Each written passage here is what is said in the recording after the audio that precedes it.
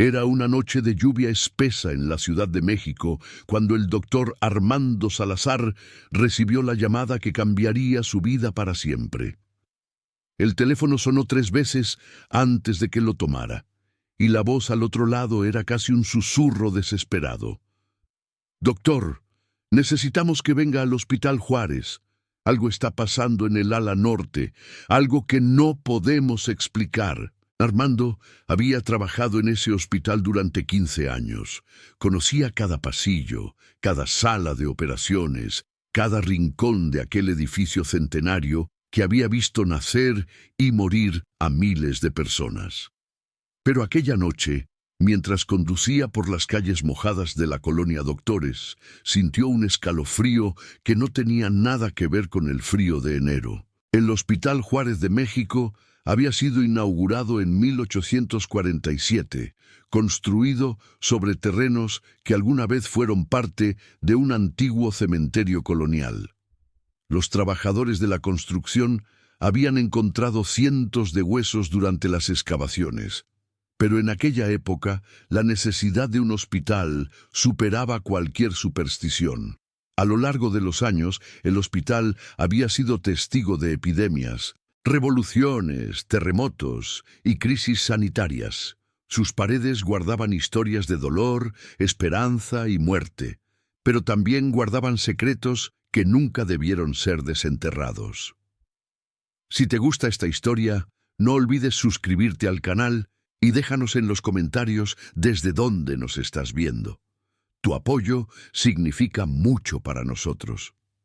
Cuando Armando llegó al hospital, la entrada principal estaba casi vacía. Solo había una enfermera en recepción, una mujer mayor llamada Guadalupe, que llevaba trabajando allí desde los años 70. Ella lo miró con ojos cansados y señaló hacia el elevador. «7º piso, ala norte. El doctor Medina lo está esperando». Armando notó que su mano temblaba cuando le entregó el pase de acceso. El elevador subió lentamente, haciendo ese sonido metálico característico que siempre le había parecido inquietante. Las luces parpadeaban mientras ascendía, y por un momento, en el reflejo de las puertas metálicas, creyó ver una figura blanca detrás de él. Se giró rápidamente, pero estaba solo. El 7º piso del ala norte había sido clausurado hacía 3 meses debido a problemas estructurales encontrados durante una inspección de rutina. O al menos, esa era la razón oficial. El doctor Roberto Medina lo esperaba frente a las puertas selladas con cinta amarilla de precaución. Era un hombre de 60 años, con el cabello completamente blanco y profundas ojeras que delataban noches sin dormir. «Gracias por venir, Armando», dijo con voz grave. «Sé que esto va a sonar absurdo, pero necesito que confíes en mí. Lo que estás a punto de ver no tiene explicación racional». Medina había sido mentor de Armando durante su residencia, un hombre de ciencia pura, escéptico hasta la médula. Si él estaba pidiendo ayuda para algo inexplicable, la situación debía ser grave. Cruzaron las puertas y el ambiente cambió inmediatamente. El aire era más denso, más frío, como si hubieran entrado en una nevera gigante. Las luces fluorescentes zumbaban de manera irregular. Algunas parpadeaban, otras estaban completamente apagadas. El pasillo se extendía ante ellos como un túnel interminable. «Comenzó hace exactamente 2 semanas», explicó Medina mientras caminaban. El personal de seguridad reportó sonidos extraños provenientes de este piso. Pasos, carritos moviéndose, voces susurrando. Al principio pensamos que eran intrusos, pero las cámaras de seguridad no mostraban nada, absolutamente nada. Armando sintió que su corazón latía más rápido. «¿Y qué cambió?», preguntó. Medina se detuvo frente a la habitación 714 y lo miró fijamente. 3 noches atrás, alguien las vio. La habitación 714 había sido una sala de recuperación en los años 40. Según los archivos que Medina le mostró más tarde, Había alojado a pacientes con enfermedades terminales, personas que llegaban allí para pasar sus últimos días. La tasa de mortalidad en esa habitación había sido inexplicablemente alta, incluso para los estándares de la época. Cuando Medina abrió la puerta, Armando vio que alguien había dejado flores frescas sobre la cama vacía, rosas rojas, recién cortadas, con gotas de agua aún en los pétalos. «Nadie ha entrado aquí oficialmente desde la clausura», murmuró Medina. «Y sin embargo, cada mañana aparecen flores nuevas». Armando se acercó a tocarlas y sintió un frío penetrante que le subió por el brazo. Las flores estaban heladas, como si hubieran estado en un congelador. Esa noche, Armando decidió quedarse en el hospital para investigar. Instaló cámaras de video en varios puntos del 7º piso, colocó grabadoras de audio y estableció un sistema de monitoreo en una sala vacía del 6º piso. Medina se quedó con él y también convencieron a un joven enfermero llamado Miguel para que los ayudara. Miguel tenía apenas 25 años y había crecido escuchando historias sobre el Hospital Juárez. Su abuela había sido enfermera allí en los 50 y le había contado cosas que nunca pudo olvidar. Mi abuela decía que había enfermeras que trabajaban en el turno de noche y que nadie conocía, comentó Miguel mientras revisaban los monitores. Decía que aparecían en las habitaciones de los pacientes más graves, siempre vestidas con uniformes antiguos, blancos, impecables, y que cuando ellas atendían a alguien, esa persona no amanecía viva. A las 2 de la madrugada, las cámaras captaron algo. En el monitor que mostraba el pasillo principal del 7º piso, una figura blanca atravesó lentamente el corredor. Era una mujer vestida con un uniforme de enfermera de los años 40. Vestido blanco largo hasta las rodillas, cofia almidonada, delantal impecable.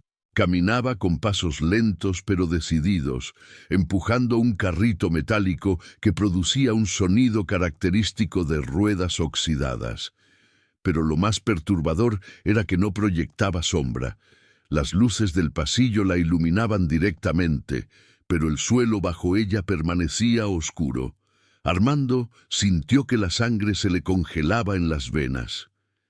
«Esto no puede ser real», susurró, pero el monitor no mentía. La figura se detuvo frente a la habitación 714 y giró la cabeza hacia la cámara, como si supiera que la estaban observando. Miguel comenzó a hiperventilar. «Es una de ellas, las enfermeras de las que hablaba mi abuela.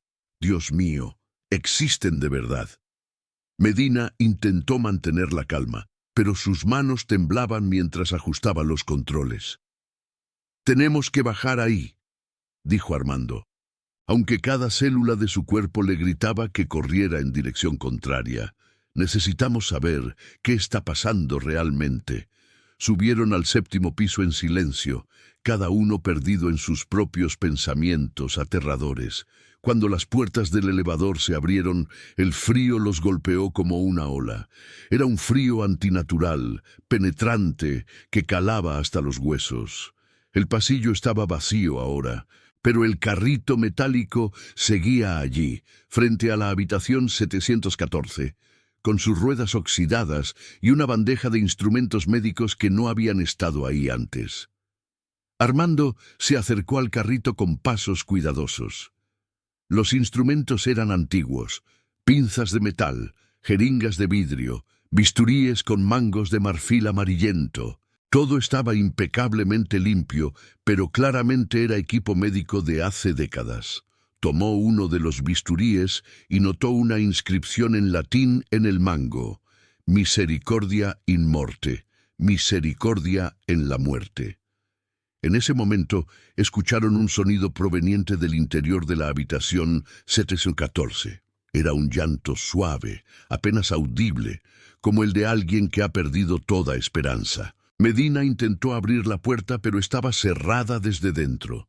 «¿Hay alguien ahí?», preguntó con voz firme, aunque Armando notó el temblor en sus palabras. El llanto se detuvo abruptamente, reemplazado por un silencio absoluto que era aún más aterrador. Miguel encontró una llave maestra en el carrito y logró abrir la puerta. Lo que vieron dentro los dejó paralizados. Había 3 figuras en la habitación, todas vestidas con uniformes de enfermera antiguos, todas de pie alrededor de la cama vacía. No se movían, no respiraban, simplemente estaban allí, como estatuas de cera. Sus rostros eran pálidos, casi translúcidos, con ojos oscuros y profundos que parecían absorber la luz. Una de ellas giró lentamente la cabeza hacia ellos y sonrió, revelando dientes perfectamente blancos, pero de alguna manera completamente siniestros. «Ustedes no deberían estar aquí», dijo con una voz que sonaba como si viniera de muy lejos, distorsionada por el eco de décadas. «Este piso pertenece a los que nunca pudieron partir». Armando sintió que sus piernas no le respondían, pero logró dar un paso atrás. «¿Quiénes son ustedes?», logró articular. Las 3 enfermeras se movieron al unísono, como si fueran controladas por una sola voluntad. «Somos las que cuidamos de los olvidados», respondió otra de ellas, su voz como un susurro de viento entre hojas secas. «Los que murieron solos, en dolor, sin consuelo. Nosotras les damos la paz que el mundo les negó». La tercera enfermera se acercó al carrito y tomó una de las jeringas antiguas. «Y ahora ustedes han visto lo que no debían ver. Han cruzado el umbral entre los vivos y los que esperan». Miguel comenzó a rezar en voz baja, una oración que su abuela le había enseñado años atrás, específicamente para protegerse en ese hospital. Medina, recuperando algo de su compostura profesional, intentó razonar con las apariciones. Si son enfermeras, entonces entienden el juramento de no hacer daño. Nosotros también somos médicos, cuidamos de los vivos, no somos sus enemigos. Las figuras permanecieron inmóviles por un momento, como si consideraran sus palabras. Luego, la primera que había hablado se acercó más, tanto que Armando pudo ver que su piel no tenía textura real. Era como mirar a través de una película delgada de niebla. «Ustedes cuidan de los vivos», dijo con tristeza en su voz espectral.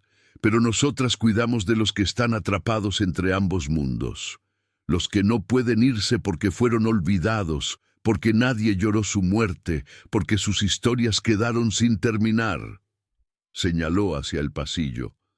«Hay 200 almas en este piso, 200 personas que murieron aquí y nunca fueron reclamadas, cuyos cuerpos fueron a fosas comunes, cuyos nombres se perdieron en el tiempo». En ese momento, las luces del pasillo comenzaron a parpadear más intensamente y otras figuras comenzaron a materializarse. Eran pacientes, hombres y mujeres de todas las edades, algunos con batas de hospital manchadas de sangre vieja, otros con ropas de décadas pasadas. Todos tenían la misma expresión de confusión y tristeza, como si no entendieran por qué seguían allí. Un hombre mayor con un pijama de los años 60 se acercó a Armando. «¿Ya vino mi familia?», preguntó con voz débil. «Dijeron que volverían, pero ha pasado tanto tiempo. No recuerdo cuánto». Armando sintió lágrimas quemando sus ojos. Estos no eran monstruos ni demonios, eran almas perdidas, personas que habían sido abandonadas incluso en la muerte. Miguel tocó el hombro de Armando. «Mi abuela me contó que en los 40 y 50, durante las grandes epidemias y después del terremoto del 57, el hospital se llenó tanto que muchos pacientes morían sin que hubiera tiempo de identificarlos adecuadamente. Sus cuerpos eran llevados a fosas comunes en Dolores o en el Panteón Civil de Tepito. Miles de personas sin nombre, sin lápida, sin nadie que recordara que existieron». Las enfermeras fantasmales asintieron. «Nosotras éramos enfermeras reales», explicó una de ellas, su voz tornándose más humana, más cálida. Morimos durante la epidemia de influenza de 1948. Nos infectamos cuidando a los pacientes y nos convertimos en las últimas víctimas. Cuando morimos, vimos a todas estas almas perdidas y decidimos quedarnos. No podíamos dejarlos solos en la oscuridad. La historia completa comenzó a revelarse durante esas largas horas de la madrugada. Las 3 enfermeras se llamaban Josefina, Carmen y Rosa. Habían sido amigas desde la escuela de enfermería y habían jurado dedicar sus vidas a cuidar de los más vulnerables. Durante la epidemia de 1948, trabajaron turnos de 20 horas sin descanso, durmiendo en los pasillos cuando el agotamiento las vencía. Habían visto morir a cientos de personas, muchas de ellas sin familia, sin recursos, sin nadie que reclamara sus cuerpos. Nos dolía tanto ver cómo eran tratados, como números, como estadísticas, dijo Carmen con voz quebrada. Merecían dignidad, merecían ser recordados. Entonces, cuando nosotras también morimos, decidimos convertirnos en su familia, en las guardianas de su memoria. Pero Medina, siempre el científico, necesitaba entender más. ¿Por qué ahora? ¿Por qué después de décadas están manifestándose más fuertemente? Josefina, quien parecía ser la líder del grupo, señaló hacia el suelo. Porque van a demoler el ala norte. Hemos escuchado los planes, las conversaciones. Van a derribar este edificio para construir algo nuevo. Y cuando eso pase, estas almas serán olvidadas para siempre. No podemos permitirlo. Armando comenzó a entender. No era una venganza lo que buscaban estas enfermeras espectrales, sino justicia, reconocimiento, memoria. ¿Qué necesitan de nosotros?, preguntó. Las enfermeras intercambiaron miradas y luego Rosa habló por primera vez. Su voz era la más joven de las 3, llena de esperanza a pesar de las décadas de espera. Necesitamos que cuenten nuestra historia, que documenten quiénes están aquí, que se aseguren de que no sean olvidados. Hay registros en el sótano del hospital, archivos que nadie ha revisado en décadas. Allí están los nombres, las historias, las caras de los olvidados. Señaló hacia varios pacientes espectrales que los rodeaban. Cada uno de ellos merece ser recordado. Cada uno tuvo una vida, sueños, amores, pérdidas. No dejen que se conviertan en polvo sin memoria. Armando, Medina y Miguel pasaron las siguientes semanas en los archivos del hospital. Era un trabajo monumental y desgarrador. En cajas mohosas y archivadores oxidados encontraron miles de documentos, certificados de defunción incompletos, fotografías amarillentas de pacientes, registros de ingresos sin información de familiares, cartas sin enviar. Cada documento era una vida, una historia. Había un niño de 8 años llamado Carlitos que murió de neumonía en 1952 y cuya madre nunca regresó a buscarlo. Una mujer llamada María Elena que dio a luz sola y murió de hemorragia en 1955, su bebé enviado a un orfanato. Un anciano llamado Don Esteban que sobrevivió al terremoto de 1957 solo para morir de un ataque cardíaco días después en el hospital sin que nadie supiera de dónde venía. Miguel trabajaba de noche, digitalizando cada documento, creando una base de datos. Medina contactó a genealogistas, historiadores y organizaciones de búsqueda de personas. Armando escribía las historias, humanizando los nombres y fechas, devolviéndoles la dignidad que la muerte apresurada les había quitado. Durante esas semanas, las apariciones en el 7º piso continuaron, pero ya no eran aterradoras. Los espíritus comenzaron a comunicarse más abiertamente, contando sus historias, mostrando sus recuerdos. Armando descubrió que podía verlos con más claridad ahora. Sus caras ya no eran borrosas, sino definidas, humanas, hermosas en su vulnerabilidad. Una noche, mientras revisaba una caja particularmente vieja, Armando encontró un diario. Pertenecía a Josefina, una de las enfermeras espectrales. Las páginas amarillentas contenían sus pensamientos durante los últimos días de su vida. 15 de octubre de 1948. Hoy perdimos a 17 pacientes, 17 almas que se fueron sin una mano que sostener, sin una palabra de consuelo.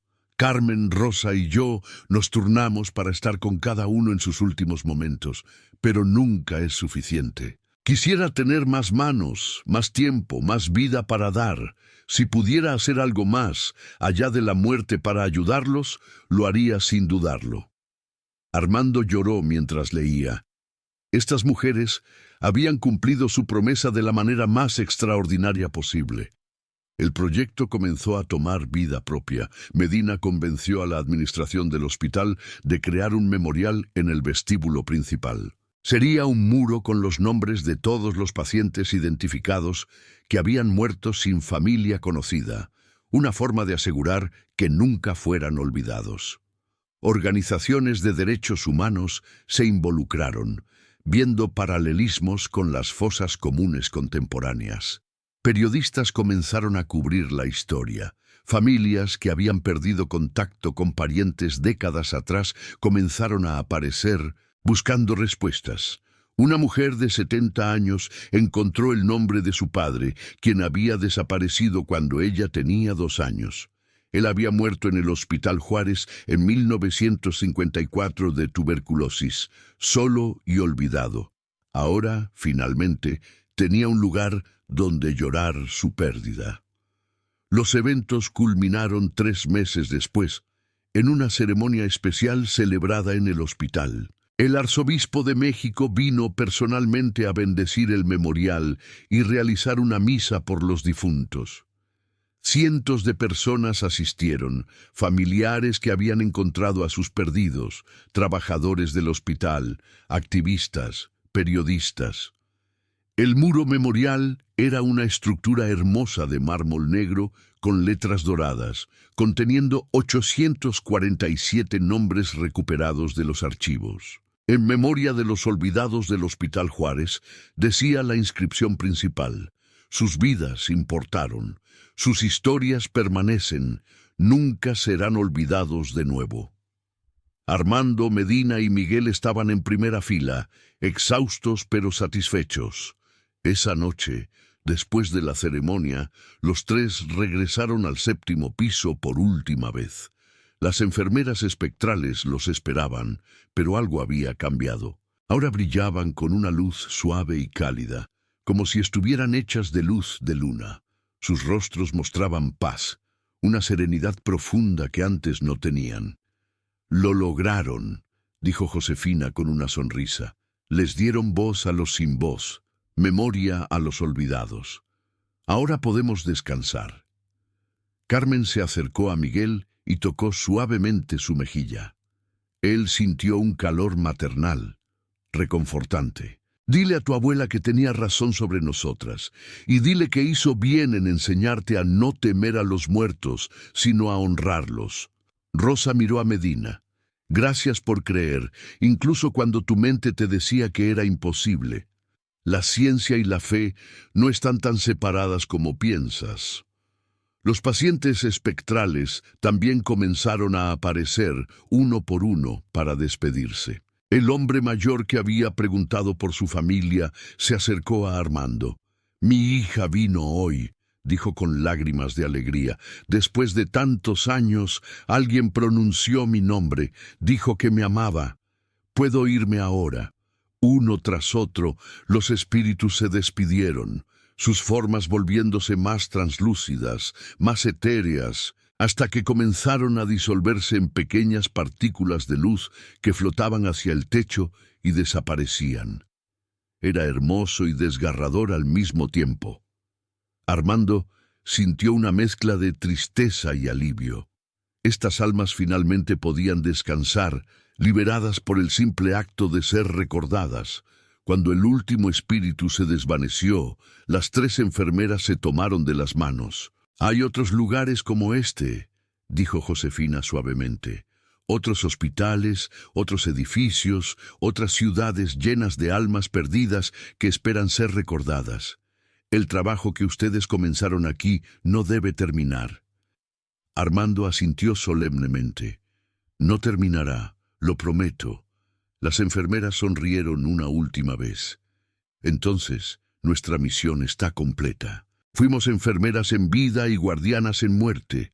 Ahora finalmente podemos ser simplemente almas en paz. Sus formas comenzaron a brillar más intensamente, tan brillantes que Armando, Medina y Miguel tuvieron que cerrar los ojos. Cuando los abrieron de nuevo, estaban solos en el 7º piso. El frío antinatural había desaparecido. El aire era normal. El silencio era solo silencio, no el peso de cientos de almas atrapadas. Los 3 hombres bajaron en silencio al vestíbulo. El memorial brillaba suavemente bajo las luces nocturnas del hospital. Armando tocó las letras doradas, sintiendo el frío del mármol bajo sus dedos. Nunca imaginé que terminaría creyendo en fantasmas, murmuró Medina con una media sonrisa. Pero tampoco imaginé que serían tan humanos. Miguel asintió. Mi abuela siempre decía que los fantasmas no son los muertos que regresan, sino los vivos que nunca se fueron. Personas cuyo amor, cuya dedicación era tan fuerte que trascendía la muerte. Armando pensó en Josefina, Carmen y Rosa, y en su increíble devoción que había continuado más allá de la tumba durante 70 años. Eran las mejores enfermeras que este hospital jamás tuvo. Dijo en voz baja, aunque técnicamente nunca deberían haber existido. En las semanas siguientes, la historia del Hospital Juárez se volvió legendaria, pero no como una historia de terror, sino como un testimonio del poder de la memoria y la dignidad humana. El hospital canceló los planes de demolición del ala norte y en su lugar la convirtió en un museo dedicado a la historia médica de México y a honrar a los pacientes que habían sido tratados allí a lo largo de las décadas. Armando fue nombrado director del proyecto y dedicó los siguientes años a expandir el trabajo.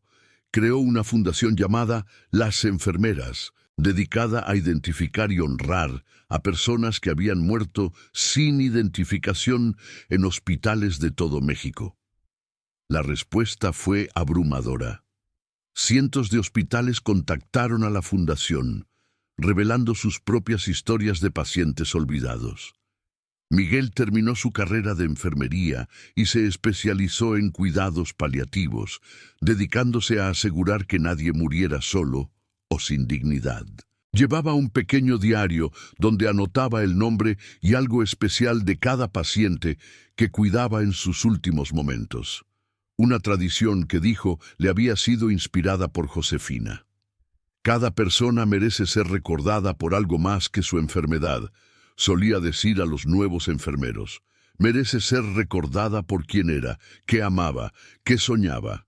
Sus compañeros lo consideraban un poco anticuado, pero los pacientes y sus familias lo adoraban por la humanidad que traía a un proceso tan doloroso. Medina, por su parte, escribió un libro sobre la experiencia titulado Entre la ciencia y el alma, los olvidados del Hospital Juárez.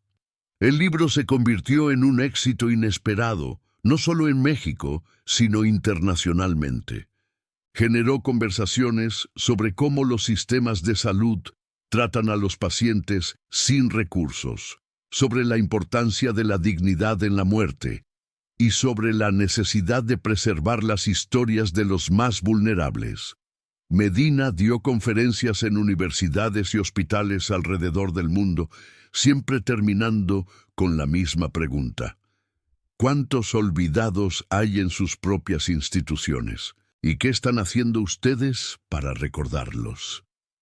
Armando nunca volvió a ver a las enfermeras espectrales después de aquella noche, pero a veces, cuando trabajaba tarde en el museo que había sido el 7º piso, sentía una presencia cálida y reconfortante, un leve aroma a flores frescas cuando no había flores cerca. el suave sonido de pasos ligeros en el pasillo vacío. Una vez, encontró una rosa roja en su escritorio con una nota escrita en caligrafía antigua. Gracias por mantener nuestra promesa. J.C.I.R. La guardó en un marco junto con el bisturí antiguo que había encontrado aquella primera noche, inscrito con las palabras Misericordia in morte. El museo se convirtió en un lugar de peregrinación para familias que buscaban conexión con su pasado. Los archivos digitalizados permitieron a miles de personas encontrar información sobre parientes perdidos. Una sección especial del museo estaba dedicada a las 3 enfermeras, con fotografías encontradas en los archivos antiguos, mostrándolas jóvenes y sonrientes en sus uniformes, llenas de vida y esperanza. Los visitantes dejaban flores frente a sus fotografías, velas, notas de agradecimiento. «Gracias por cuidar de mi abuelo cuando nadie más lo hizo», decía una. «Mi bisabuela murió sola aquí en 1949. Gracias por estar con ella», decía otra. El museo se convirtió en un lugar de sanación tanto para los vivos como para los muertos. 5 años después de aquella noche, en el aniversario de la inauguración del memorial, Armando organizó una vigilia especial. Cientos de personas llegaron con velas, formando un río de luz que serpenteaba desde el vestíbulo hasta el 7º piso. Leyeron en voz alta los nombres de los 847 identificados, y luego los nombres de los miles que aún permanecían sin identificar, pero no olvidados. Fue un acto simple pero poderoso. Armando sintió que el peso en su corazón que había llevado desde aquella primera noche finalmente se aligeraba. Había cumplido su promesa. Los olvidados habían sido recordados. Pero la historia no terminó allí. El trabajo de la Fundación Las Enfermeras se expandió más allá de los hospitales. Comenzaron a trabajar con fosas comunes de la época de la violencia del narcotráfico, con cementerios abandonados, con archivos de desaparecidos. Cada persona que identificaban, cada historia que recuperaban, era una victoria contra el olvido. Armando entendió que lo que había comenzado como una experiencia aterradora en un hospital embrujado se había transformado en un movimiento por la dignidad humana y la memoria histórica. Las enfermeras que nunca deberían haber existido habían iniciado algo que cambiaría la forma en que México recordaba a sus muertos. Una tarde lluviosa, similar a aquella primera noche, Armando recibió una llamada de una anciana. «Mi nombre es Leticia», dijo con voz temblorosa. «Soy la sobrina de Carmen, una de las enfermeras. Acabo de enterarme de su historia a través de su museo. No sabía qué le había pasado. Simplemente desapareció en 1948 y nunca supimos más. Gracias por encontrarla. Gracias por contarnos quién era realmente». Armando sintió lágrimas corriendo por sus mejillas. «Ella era una heroína», dijo suavemente, «y ahora todo el mundo lo sabe». Esa noche, Armando subió solo al 7º piso. El museo estaba cerrado y silencioso. Se paró en el mismo lugar donde había visto a las enfermeras por primera vez y miró alrededor. Las habitaciones ahora contenían exhibiciones cuidadosamente curadas, fotografías, objetos personales de pacientes y personal médico, historias de vida y muerte. Era un espacio de memoria, pero también de esperanza. «Lo logramos», susurró al aire vacío. «Su historia vivirá para siempre». Por un momento, creyó ver 3 figuras translúcidas al final del pasillo, 3 mujeres en uniformes blancos, sonriendo y saludando suavemente antes de desvanecerse en la luz de la tarde. Los años pasaron y el Hospital Juárez continuó operando, salvando vidas, sirviendo a la comunidad. Pero ahora lo hacía con una conciencia más profunda de su historia y su responsabilidad. Cada nuevo médico, enfermera y trabajador que llegaba al hospital recibía una orientación especial en el museo, aprendiendo sobre los olvidados, sobre Josefina, Carmen y Rosa, sobre la importancia de tratar a cada paciente no como un número, sino como un ser humano completo, con una historia que merece ser preservada. El hospital implementó nuevos protocolos para asegurar que ningún paciente muriera sin que su identidad y su vida fueran documentadas adecuadamente.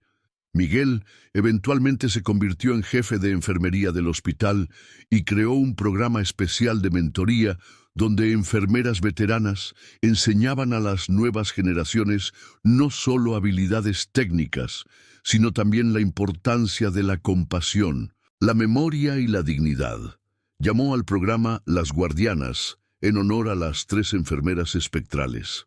Cada año, en el aniversario de sus muertes, el programa organizaba una ceremonia donde las enfermeras renovaban su compromiso de cuidar no solo los cuerpos, sino también las almas y las historias de sus pacientes. Era un recordatorio viviente de que el trabajo de sanación va más allá de la medicina física.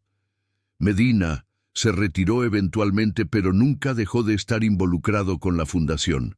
En sus últimos años, trabajó en un proyecto ambicioso: crear una base de datos nacional de personas fallecidas sin identificación en instituciones médicas. Fue un trabajo titánico que requirió la colaboración de cientos de hospitales, morgues, cementerios y organizaciones gubernamentales. Cuando finalmente se lanzó, la base de datos contenía información sobre más de 50.000 personas, abarcando desde principios del siglo XX hasta el presente. Familias de todo el país podían buscar, esperando encontrar respuestas sobre seres queridos perdidos hacía mucho tiempo. Las historias de reuniones y cierres eran infinitas y emotivas. Armando continuó como el guardián de la memoria del Hospital Juárez hasta su propia vejez. El museo se expandió varias veces, incorporando nuevas exhibiciones, nuevas historias, nuevas tecnologías para preservar el pasado. Pero su parte favorita siempre fue la sala dedicada a las 3 enfermeras. Llevaba allí a sus nietos y les contaba la historia de cómo 3 mujeres habían amado tanto su vocación que la habían continuado más allá de la muerte. ¿De verdad eran fantasmas, abuelo?, preguntaban los niños con ojos muy abiertos. Eran algo más que eso, respondía siempre. Eran la prueba de que el amor y la dedicación pueden trascender cualquier límite, incluso la muerte misma. El legado de las enfermeras, que nunca deberían haber existido, vivió mucho más allá de su tiempo y del tiempo de aquellos que las habían conocido. Su historia se contaba en escuelas de medicina y enfermería como un ejemplo de vocación suprema. Se escribieron canciones sobre ellas, obras de teatro, incluso una película. Pero más importante que todo eso, era el cambio que habían inspirado en cómo México trataba a sus muertos, especialmente a los más vulnerables. Los hospitales de todo el país implementaron memoriales similares. Las fosas comunes comenzaron a ser excavadas y sus ocupantes identificados con dignidad. El movimiento de memoria histórica se fortaleció. Décadas después de aquella primera noche, en un hospital renovado pero aún lleno de historia, una joven estudiante de enfermería llamada Sofía hacía su primer turno nocturno. Estaba nerviosa, abrumada por la responsabilidad. En su descanso, subió al museo en el 7º piso, buscando un momento de paz. Se paró frente a la fotografía de Josefina, Carmen y Rosa, leyendo sus historias. «No sé si puedo hacer esto», susurró a las imágenes. «¿Cómo puedo estar a la altura de lo que ustedes hicieron?». En ese momento sintió una calidez extraña, un reconfortante abrazo invisible. Una voz que pudo haber sido el viento, o su propia conciencia susurró: «No tienes que estar a nuestra altura, solo tienes que cuidar con amor. Eso es todo lo que siempre hicimos. Eso es todo lo que se necesita». Sofía bajó de regreso a su turno con renovada determinación. Esa noche cuidó de un anciano sin familia que estaba en sus últimos días. Le sostuvo la mano, le habló suavemente, se aseguró de que supiera que no estaba solo. Cuando el hombre falleció en las primeras horas de la mañana, lo hizo en paz, con una sonrisa en el rostro. Sofía documentó cuidadosamente su historia en el nuevo sistema del hospital. Su nombre, de dónde venía, que le gustaba la música de mariachi y que siempre había soñado con volver a su pueblo natal. Gracias a esa información, la Fundación Las Enfermeras pudo eventualmente localizar a una sobrina que ni siquiera sabía que su tío había estado en la ciudad. Pudo darle un funeral apropiado y llevar sus cenizas de vuelta al pueblo que tanto había extrañado. Esta escena se repetía una y otra vez, en hospitales por todo México y eventualmente más allá. El modelo del Hospital Juárez fue adoptado internacionalmente. Hospitales en Colombia, Argentina, España, incluso en Estados Unidos, crearon sus propios memoriales para los olvidados. La historia de las 3 enfermeras espectrales de México se convirtió en un símbolo global de dignidad en la muerte y la importancia de la memoria. Organizaciones internacionales de derechos humanos comenzaron a usar su historia como ejemplo en campañas sobre personas desaparecidas y fosas comunes. Lo que había comenzado en un viejo edificio embrujado en la Ciudad de México se había convertido en un movimiento mundial. Pero en el corazón de todo siempre estaba ese 7º piso del Hospital Juárez, ahora transformado en un espacio de luz y memoria. Las habitaciones que alguna vez albergaron muerte y olvido ahora albergaban esperanza y recuerdo. Los pasillos donde espíritus habían vagado por décadas ahora estaban llenos de visitantes vivos que venían a honrar a los muertos.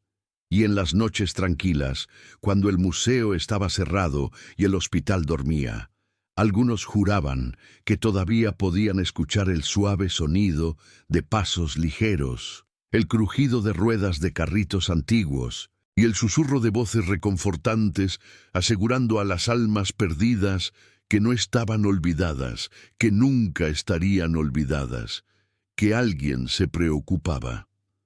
La historia macabra del Hospital Juárez resultó no ser tan macabra después de todo.